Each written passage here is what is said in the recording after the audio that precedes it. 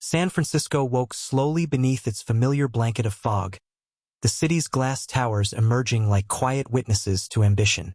From the outside, everything appeared orderly, controlled, predictable. Ethan Cross preferred it that way. He moved through his mornings with mechanical precision, no wasted steps, no unnecessary words. The driverless car waited at exactly the same spot every day. The same coffee arrived, untouched by sugar. The same security brief scrolled silently across a transparent screen as the city passed by outside. To the world, Ethan Cross was a modern myth. The founder of cross-axis technologies. The architect of next-generation AI security. The man governments trusted with systems they would never fully understand. Magazine covers called him visionary.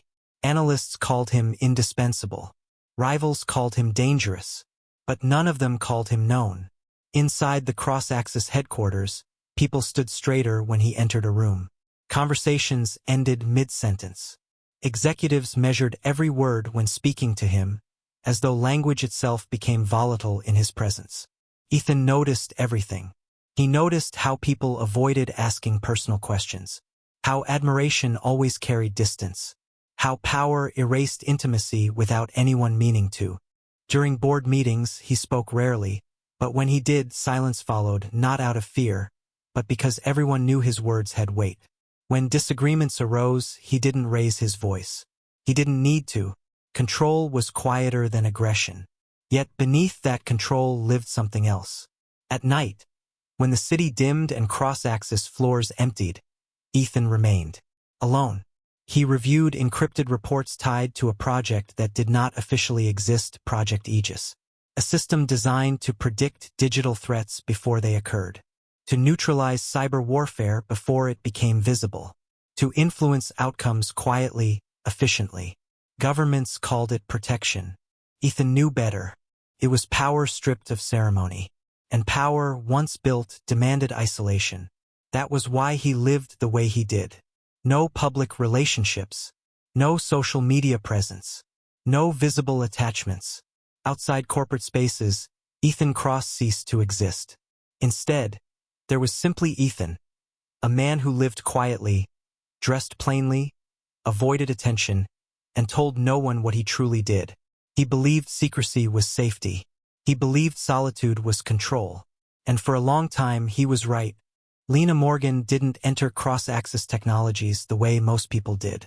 There was no awe in her step, no nervous excitement, no subtle straightening of posture when she passed the company logo etched into glass. She noticed the building's design first, not the prestige. The way the hallways curved slightly, discouraging loitering. The absence of windows on certain floors. The quiet hum beneath the walls, as though the building itself was thinking. Most people would have missed it. Lena didn't. She had spent years as an investigative tech journalist, trained to read what wasn't advertised. She understood how power hid itself, not behind loud displays, but behind efficiency. Behind policies written to sound reasonable. Behind systems that worked too smoothly. Cross-axis wasn't loud. That's what unsettled her. She wasn't there as an employee at first. She was consulting, temporarily embedded as an ethical data analyst, officially tasked with reviewing transparency protocols.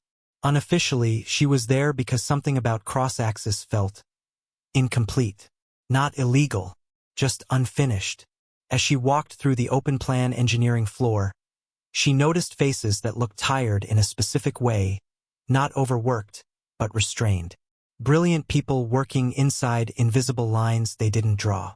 She took notes mentally, her expression neutral, her posture relaxed. No one noticed her, and that, oddly enough, was what finally made Ethan Cross notice her. From the glass-walled conference room above, Ethan observed the floor with his usual detached awareness. He had been halfway through a briefing when his attention stalled, not because of what Lena did, but because of what she didn't do. She didn't look impressed. She didn't look intimidated. She didn't look like someone trying to be seen. She paused near a workstation, asking a quiet question that made the engineer hesitate, not because it was confrontational, but because it was precise. When the answer didn't satisfy her, she nodded once and moved on, filing the discrepancy away without comment. Ethan felt something unfamiliar tighten in his chest. Curiosity. He dismissed it at first. People like Lena passed through cross-axis all the time. Analysts, consultants, specialists who stayed long enough to learn the surface, then left. Still, when he joined the floor later that day, his path adjusted almost unconsciously. He passed her. She didn't recognize him. That too was new. To Lena, he was just another senior staff member. Dressed simply, badge clipped without ceremony. No entourage, no gravity announcing him. She noticed him only because he stopped. "Can I help you find something?" he asked casually. His voice was calm, unassuming. Lena looked up, meeting his eyes without hesitation. "I'm trying to understand why your transparency model filters user consent after predictive analysis instead of before it." The question landed cleanly, sharply. Ethan didn't answer immediately, not because he didn't know, but because she had just asked the question most people avoided. "That's not how most people phrase it," he said finally. She smiled faintly. "Most people aren't looking at the right layer." Something in the air shifted. Ethan felt it, the subtle displacement of power. Not challenge, not defiance. Recognition. For the first time in years, someone wasn't trying to impress him. They were trying to understand the truth. And Lena, watching him closely now, sensed that the quiet man in front of her wasn't just another executive. There was weight behind his stillness. Something held back. Neither of them knew it yet, but this moment, small and unremarkable on the surface, was the first fracture in the life Ethan had so carefully sealed. Their next interaction wasn't planned. It never is. It happened days later. During a late afternoon strategy session Lena wasn't originally scheduled to attend. A last-minute reshuffle placed her at the far end of a long conference table, surrounded by people who spoke in polished language designed to reveal nothing. Ethan arrived halfway through. The room adjusted instantly. Postures shifted. Voices sharpened. Silence followed him like a shadow. Lena noticed. She noticed how the room recentered around him without instruction. How no one interrupted when he spoke, even when he said very little. She also noticed how uncomfortable that made her. When the discussion turned to data ethics, the conversation drifted into abstractions, acceptable risk, projected benefits, necessary opacity. Lena waited. Then she spoke. "What happens?" she asked calmly. "When the system predicts a threat that never materializes, but the response does?" The room stiffened. Someone cleared their throat. Ethan turned toward her fully this time. She continued, undeterred. "If an algorithm flags a false positive and action is taken anyway, who holds responsibility? The system? The designer? Or the people who chose not to ask whether prediction justifies intervention?" The silence deepened. This time, Ethan didn't deflect. He leaned back slightly, studying her, not as a superior, not as a billionaire, but as someone encountering resistance that felt necessary. "That depends," he said slowly, "on whether you believe prevention excuses consequence." Lena met his gaze. "And do you?" For a moment, the room forgot to breathe. Ethan could have shut the conversation down, redirected it, reasserted control. Instead, he answered honestly. "I believe," he said, "that prevention without accountability becomes justification." Lena didn't smile, but something in her expression softened, just enough to reveal that she hadn't expected agreement. After the meeting, as people filtered out, she gathered her notes quietly. Ethan remained seated, watching her from the corner of his eye. "You don't speak like someone who's afraid of losing access," he said. She paused. "I don't value access more than truth." That answer stayed with him longer than it should have. They walked out together, the hallway unusually quiet. "You know," he said, carefully casual, "most people here think you're disruptive." She glanced at him. "Is that a warning?" "No," he replied. "An observation." She considered him for a moment. "You don't sound like someone who minds disruption." Ethan almost smiled. Almost. Instead, he said, "I mind dishonesty more."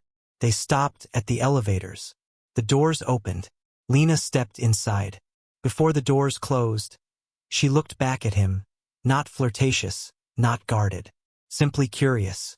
"People like you," she said softly, "usually don't stay hidden forever." The doors closed. Ethan stood alone in the hallway longer than necessary. For the first time in years, something had collided with the life he built. Not violently, not dramatically, but precisely.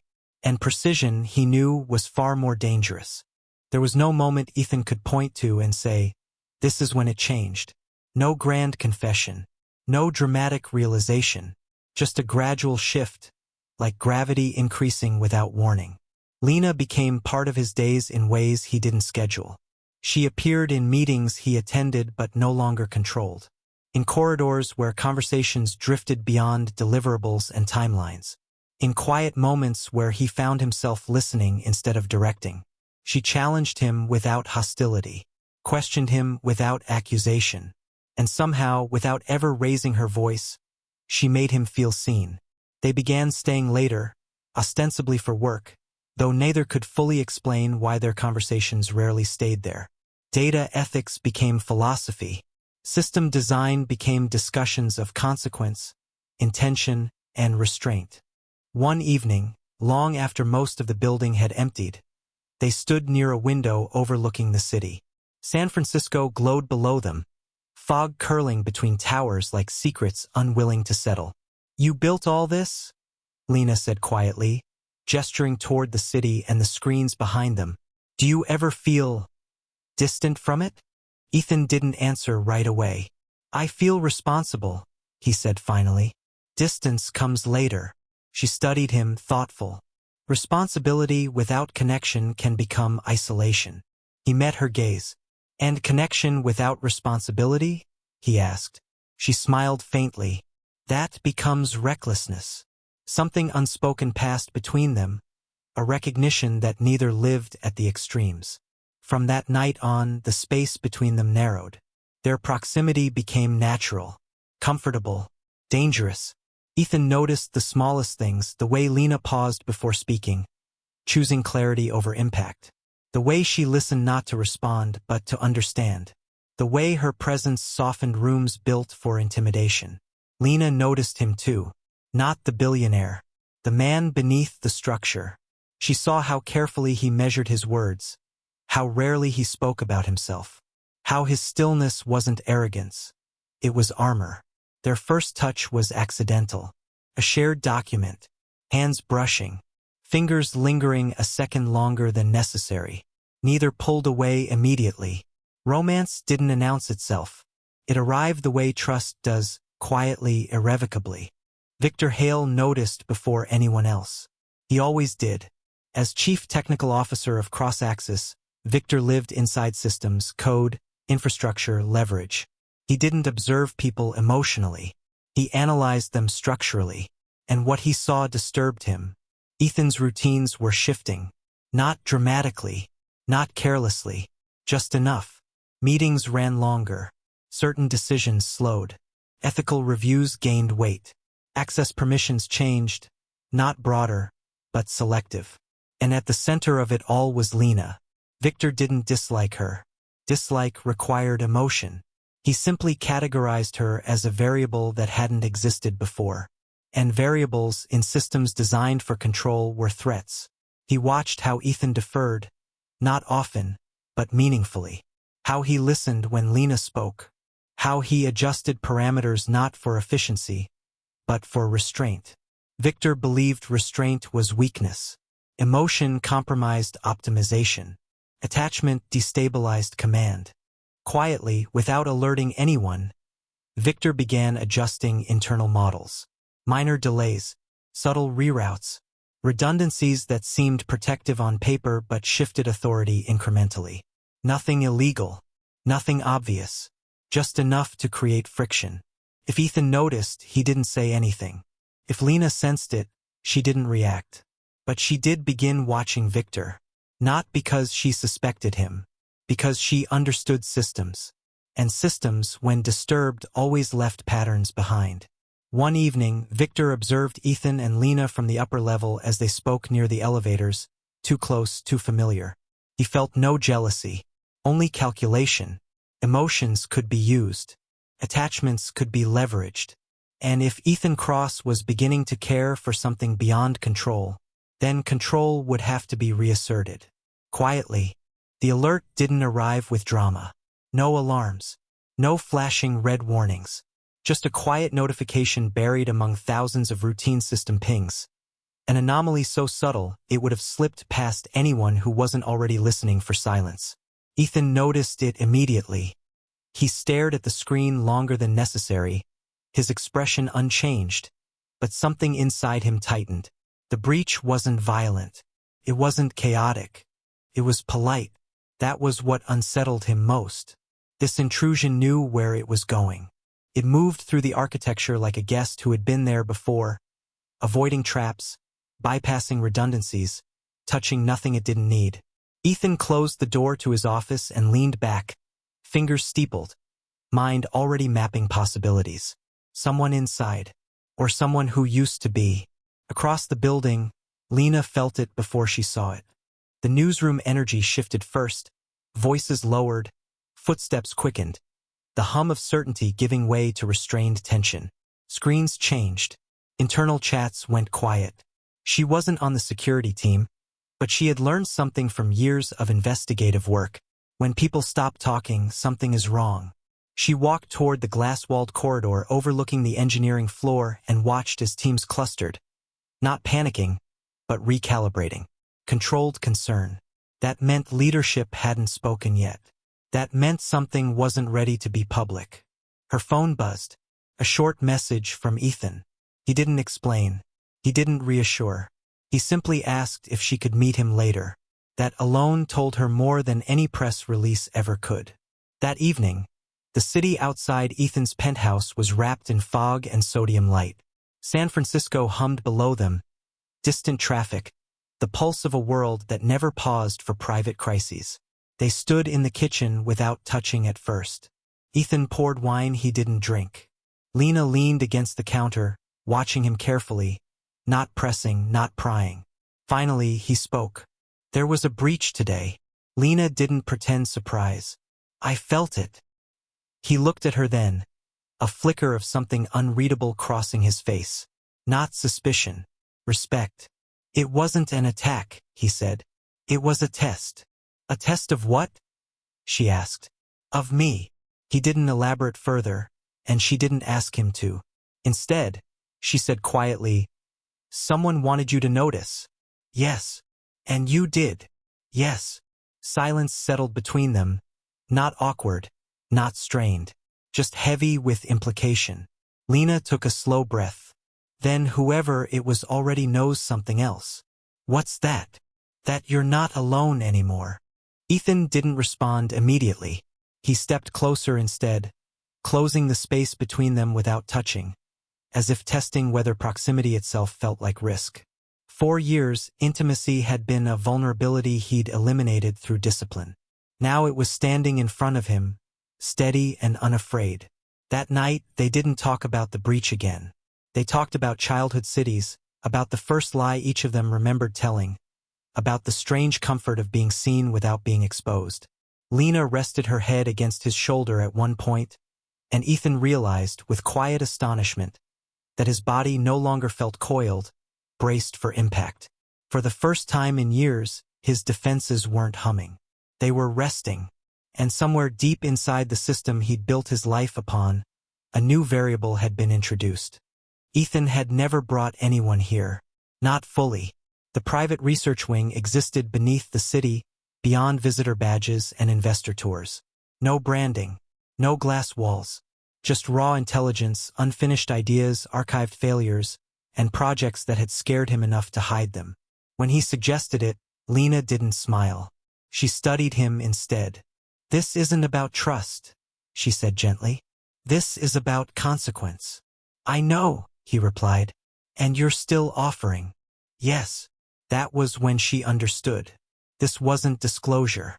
It was a surrender. The elevator descended silently, deeper than Lena expected. When the doors opened, the air felt different, cooler, heavier, like a place that hadn't decided whether it wanted to exist. The lab was dim, illuminated by soft task lighting and screens frozen mid-thought. Ethan moved through it slowly, narrating as he went. "This was the first neural firewall I designed," he said. "It worked too well. Governments wanted exclusivity. I refused." He paused at another station. "This algorithm predicted civil unrest with 93% accuracy. I shut it down after it was used to justify preemptive arrests." Lena listened, heart tightening with every revelation. These weren't trophies. They were scars. "You could have been unstoppable," she said quietly. "I was afraid of what that would mean," he replied. She turned to him then, really seeing him not as a billionaire, not as a myth, but as a man who had spent years choosing restraint over dominance, isolation over corruption. "This is how you love," she realized aloud. "You protect by withholding." Ethan didn't deny it. "But it's also how you suffer," she added. That landed harder than any accusation ever had. Later, as they sat on the edge of the platform overlooking the servers, Lena reached for his hand. He didn't pull away, didn't flinch, didn't calculate. "I don't need you to be flawless," she said. "I need you to be honest." He closed his eyes briefly, absorbing the weight of that request.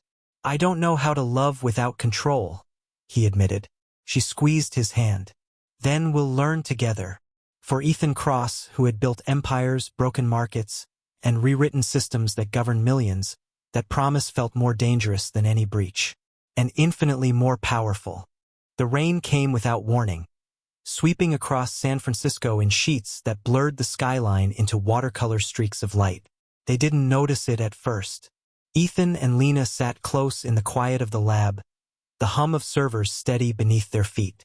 The conversation had slowed, not from exhaustion, but from something more intimate, the absence of urgency. Ethan realized, dimly, that he wasn't waiting for the moment to end. That alone felt like surrender. Lena leaned back on her hands, looking up at the ceiling, then at him. "You don't talk about yourself the way people with power usually do." "How do they talk?" he asked. "As if they're owed forgiveness," she said. "You talk like you're still negotiating with your conscience." He smiled faintly. "I lose most of those negotiations." She turned fully toward him then. Their faces were close enough that the air between them felt charged. Not rushed, not reckless, just inevitable. "I need to know something," Lena said. "If I stay, will you keep letting me in?" Ethan didn't hesitate. "Yes." The answer surprised him with its simplicity. She reached for him first, not as a test, not as a demand, but as a choice. The kiss that followed wasn't hungry. It was careful, reverent, as if both of them understood that this wasn't about desire alone. It was about permission. When they finally pulled back, Lena rested her forehead against his. "Whatever happens next," she whispered, "we face it together." Ethan had built systems designed to anticipate every threat. He had never planned for this. The shift began subtly. Calendar invitations disappeared. Security protocols changed without announcement. Lena's access badge stalled one morning before granting entry. She didn't mention it. She watched. Victor Hale watched too. From his office overlooking the city, he observed Ethan's patterns tightening, not around the company, but around her. Meetings were rescheduled, decisions delayed, focus fractured. Victor smiled to himself. Attachment always announced itself eventually. He began feeding concerns into the board, never accusations, only questions. "Is it wise?" he asked calmly, "to allow external influence so close to proprietary systems? No names, no proof, just an implication." By the end of the week, Lena could feel eyes on her wherever she went. Conversations stopped when she entered rooms. Smiles lingered half a second too long. That night, she told Ethan. "They're building a narrative," she said. "I've seen this before." He stiffened. "About you. About us," she corrected gently. Ethan exhaled slowly. "Then I'll shut it down." She shook her head. "Not yet. If you move too fast, you confirm it." He looked at her sharply. "You're already thinking 3 steps ahead." She smiled faintly. "Occupational hazard. What she didn't say was that she'd already started documenting everything, timestamps, access logs, and internal communications. If someone wanted to weaponize her presence, she intended to understand how. The breach returned, this time louder. News outlets reported irregularities at cross-axis. Analysts speculated. Investors twitched. Regulators requested preliminary audits. Victor framed it as inevitability. "We've grown too fast," he said during an executive meeting. "External scrutiny is the cost of dominance." Ethan watched him carefully as he spoke. Too calm, too prepared. Lena, seated silently at the edge of the room as a consultant, noticed something else. Victor wasn't reacting. He was guiding. Later, she told Ethan what she saw. "He's not afraid of collapse," she said. "He's counting on it." That was when Ethan understood the scale of the threat. This wasn't a power grab. It was a controlled demolition. And someone was standing inside the blast radius with a detonator. That night, as they lay together in the quiet of Ethan's apartment, the city far below, Lena traced patterns absently along his arm. "Whatever story they're telling," she said softly, "it's not the whole truth." "No," Ethan replied. "It never is." She looked up at him, eyes steady. "Then we make sure the truth survives long enough to matter." He kissed her hair, holding her a little tighter than before. Outside, the city continued as if nothing was wrong. Inside, the clock had started ticking. The board meeting was colder than Ethan expected. Not hostile, measured, calculated. Victor sat 2 seats away, hands folded, posture relaxed. He spoke last, as always. "Transparency matters," Victor said evenly. "And perception matters more." Ethan knew exactly what that meant. A board member cleared her throat. "We've received concerns regarding Ms. Morgan's access to sensitive areas." Lena's name hung in the air like a controlled burn. "She's not an employee," another added. "Her background as a journalist raises optics." Ethan leaned forward. "She's an ethical analyst consulting on compliance gaps you've all ignored." Victor tilted his head. "With respect, Ethan, this isn't about her competence. It's about risk." Ethan met his gaze. "Then remove me before you remove her." The room fell silent. Victor didn't smile. Later, in the elevator, Lena stood beside Ethan, her reflection faint in the mirrored walls. "You didn't have to do that," she said quietly. "Yes," he replied. "I did." She looked at him, really looked at him, as if measuring the weight of his choice. "This will cost you." "I know." She reached for his hand, squeezing once. "Then we'll pay it together." Neither of them noticed the camera in the corner, nor the report Victor would quietly submit later that night. They retreated inward. No events, no public appearances, no shared photos, just evenings that belonged to no one else. They cooked together poorly at first. Ethan followed recipes like algorithms. Lena laughed, correcting him gently. "You don't have to optimize everything," she teased. "I don't know how not to," he admitted. She leaned against the counter, studying him. "Then we'll learn." They talked late into the night, about childhoods, regrets, the versions of themselves they'd buried under ambition. Ethan confessed, one night, "I built systems to control chaos because I was afraid of what happens without structure." Lena rested her head on his shoulder. "Chaos is just truth without polish." For the first time in years, Ethan slept without running simulations in his head. Outside their apartment, the storm gathered. Inside, something unshakable was forming. The evidence came together slowly, too slowly. Lena traced transaction loops that made no sense. Security authorizations that bypassed Ethan entirely. Internal memos Victor wasn't supposed to access. One name appeared again and again in encrypted metadata. Victor Hale. She didn't confront him. She copied everything. That was when she realized something worse. Victor wasn't just sabotaging Ethan. He was positioning her as the trigger. Emails referencing external influence. Logs tying breaches to her access times. Fabricated but clean. She understood then. She wasn't collateral. She was leverage. That night, She told Ethan everything. "I think he's setting you up," she said. "But more than that, he's setting me up to be the reason." Ethan's jaw tightened. "He won't touch you." "He already has," she replied calmly. She took his hands. "If this goes public, you can't protect me by standing beside me." He shook his head. "I won't abandon you." She met his gaze. "Then trust me to fight my way." For the first time, Ethan realized Lena wasn't just brave.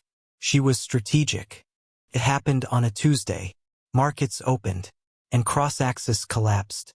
Stock plunged 40% in an hour. Regulators announced formal investigations. International partners suspended contracts. News feeds screamed reckless leadership and ethical failures. Victor appeared on every screen, measured, regretful. "We failed to act sooner," he said. "I accept responsibility for not protecting the company." Ethan watched the broadcast in silence. Lena stood beside him, phone in hand, tracking the digital fallout. "They're freezing your accounts," she said quietly. He nodded. Expected. By evening, the board voted. Ethan Cross was removed. Headlines called it the fall of a titan. Victor called it necessary evolution. That night, Ethan sat alone in the dark, the weight of everything pressing down. Lena knelt in front of him, taking his face in her hands. "This isn't the end," she said. He closed his eyes. "It feels like it." She smiled, not gently, but confidently. "Then you don't see the whole board yet." The silence after collapse was deafening. No alerts, no board calls, no emergency meetings, just space. Ethan sat at the dining table long after dawn, staring at nothing. The city outside moved on without him. For the first time in decades, he was no longer needed. Lena entered quietly, placing a tablet in front of him. "Before today," she said, "I need you to understand something." He looked up hollow-eyed. "If this is about damage control." "It isn't." She slid the tablet closer. On the screen, legal structures, patent IDs, royalty flows, investment shells, dense, layered, deliberate.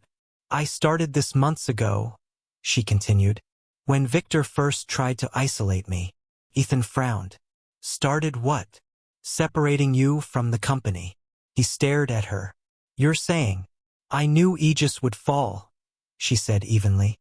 "So I made sure you didn't fall with it." She showed him documents, his early patents quietly transferred into blind trusts, autonomous licensing agreements activated only under forced removal clauses. "Your board thought they owned the core architecture," Lena said. "They never did. You built it too well." Ethan's breath caught. "You planned for me to lose." "I planned for you to survive," she corrected. He leaned back, stunned. "I didn't want to save your empire," she said softly. "I wanted to save you." For the first time since the collapse, Ethan smiled. Victor celebrated too early. The acquisition syndicate moved in, expecting control. Instead, they found hollow assets, core systems locked, royalties rerouted, control frameworks unreachable. Victor demanded answers. There were none. Within days, internal audits surfaced. Government inquiries shifted direction. The narrative fractured. Victor Hale, once untouchable, was suddenly exposed. Illegal leverage, unauthorized coordination, foreign influence violations. Ethan watched it unfold from a distance. Not with satisfaction, with clarity. He sat beside Lena on the balcony one evening, the city glowing below them. "You didn't just protect me," he said. "You dismantled him." She shook her head. "No, he dismantled himself. I just removed the illusion of control." He laughed quietly. "You outplayed everyone." She rested her head on his shoulder. "I wasn't playing to win." "Then what were you playing for?" She looked up at him. "Us." That was the moment Ethan understood. Power had never been about dominance. It was about foresight and love without fear. Victor disappeared from public life. Charges followed. Partners vanished. His legacy evaporated. Maravas walked away clean, too clean, but without leverage left to burn. Project Aegis was dismantled under international oversight. Ethan Cross faded from headlines. He didn't fight it. He let the silence take him. Mornings became slow. Work became personal. Life became honest. He worked quietly now, consulting, mentoring, designing systems without ownership, without secrets. One afternoon, Lena found him sketching ideas in a notebook. "You still building worlds?" she asked. He smiled. "Just ones I can live inside." She sat beside him, comfortable, certain. For the first time in his life, Ethan Cross wasn't divided. He was whole. San Francisco no longer felt like a proving ground. The city still moved fast, glass towers, electric ambition, constant reinvention, but Ethan and Lena moved through it differently now. Slower, unarmored. They walked together along the Embarcadero one evening, the bay reflecting fractured light, the wind cool but gentle. Ethan watched people pass, faces he once would have measured for influence, leverage, relevance. Now they were just people. "I used to think disappearing meant failure," he said quietly. "Like if I wasn't seen, I didn't exist." Lena smiled faintly. "And now," he said, glancing at her. "I think I was hiding from the only life that mattered." She stopped walking. "You don't miss it?" she asked. "The power? The reach?" He considered the question honestly. "I miss the idea of control," he said. "But not the cost." She took his hand. "Then you're free." The words settled between them, not as a victory, but as truth. Weeks later, Ethan took Lena north. No assistance, no security, no itinerary, just a quiet drive along the Pacific Coast Highway, cliffs rising on one side, the ocean stretching endlessly on the other. They stopped where the road narrowed and the noise disappeared. The wind carried salt and distance. Lena stood at the edge, arms folded loosely, hair pulled by the breeze. "It's beautiful," she said. "It's honest," Ethan replied. She turned to him. "You planned this." He nodded. For once, without contingencies. He reached into his coat, not rushing, not rehearsed. Lena's breath caught, but she didn't speak. Ethan knelt, not dramatically, not strategically, simply. "I built empires because I thought they'd protect me from being alone," he said. "But you saw every wall I built, and stayed anyway." He looked up at her, eyes bare. "I don't want another secret life. I don't want another empire unless it's one we build together. Will you marry me, not as the man I was, but as the man I choose to be?" For a moment, the only sound was the ocean. Then Lena laughed softly, once, breathless, overwhelmed. "Yes," she said. "Of course yes." The word carried more certainty than any contract Ethan had ever signed. They didn't turn their love into a spectacle. No press, no announcements, no power plays. Their wedding took place in a sunlit vineyard in Northern California. Late afternoon, long shadows, warm air. A small gathering, real laughter, unfiltered joy. Ethan wore a simple suit. No insignia, no statements. Lena wore a dress that felt like truth rather than grandeur. When he said her name at the altar, there was no empire left in his voice, only devotion. "I choose you," he said, steady and certain. "Every version of you, every version of us." She met his gaze, unwavering. "I choose the man who stopped hiding," she replied, "and the life we get to live honestly." They kissed not for applause but for themselves. The world debated what Ethan Cross had lost. The company, the valuation, the myth. Few noticed what he kept. Royalties from forgotten patents continued to flow quietly. Autonomous systems he'd designed years ago protected cities that would never know his name. Licensing frameworks, elegant, untouchable, generated wealth without power plays. He was no longer visible, but he was secure. At night, in the quiet of the home they shared, Ethan sometimes looked at Lena and shook his head. "You outplayed everyone," he said once, half laughing. She smiled, resting her head against his shoulder. "No," she replied. "I chose you." Months later, long after the headlines faded, Ethan was sorting through old documents, early patents, legacy filings, when something caught his eye. A trust structure. A shell entity. A layered investment vehicle. He frowned. The signature stopped him cold. Lena Morgan. Dated years before the collapse. He sat down slowly. That night he waited. They sat together on the couch, the room quiet, familiar. "You knew," he said finally. She didn't deny it. She simply smiled, soft, unassuming, devastatingly calm. "I didn't want to win," Lena said. "I wanted us to be free." That was when it truly hit him. Victor thought he was playing chess. Mara thought she was manipulating outcomes. Ethan thought he was protecting Lena. But Lena, she had been playing time. And she had won without ever stepping onto the board. Ethan laughed then, not in disbelief, but in awe. "I married the most dangerous person in the room," he said. She leaned into him. "No," she replied quietly. "You married the one who chose you." Ethan Cross is no longer a headline. He doesn't hide. He doesn't dominate. He doesn't control. He loves.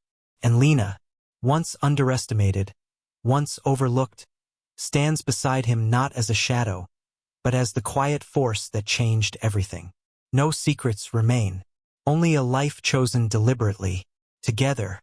If the story moved you, if it reminded you that real power isn't dominance, but trust, that love isn't weakness, but clarity, take a moment to like, subscribe, and share this story with someone who believes love should never be a secret life.